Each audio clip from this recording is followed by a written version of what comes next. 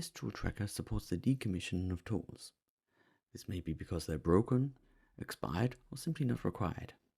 To get started, open up the sToolTracker quarantine card. Enter a document number and select a tool from the list. The description and location code are automatically filled. The location code could also be a work center. Put the new location in place, which is our quarantine zone, and enter a quantity. As we have serial numbers for our tools, we will need to enter the serial number of the item which we wish to move to quarantine. Select Line, Tool Tracking Lines.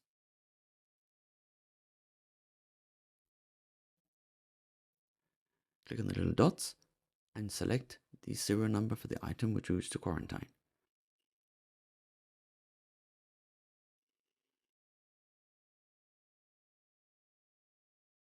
Enter the quantity, which in this case is always going to be 1.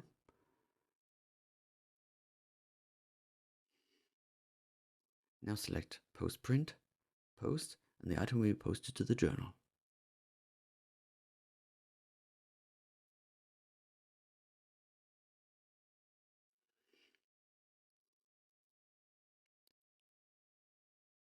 Open up the Tools card and the tool, and now you can see the quantity in quarantine, which is 1. If we click on the number 1, this will bring up the journal of information.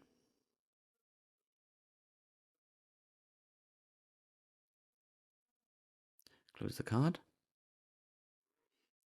And as you see on the home page, you can also see the number of tools in quarantine.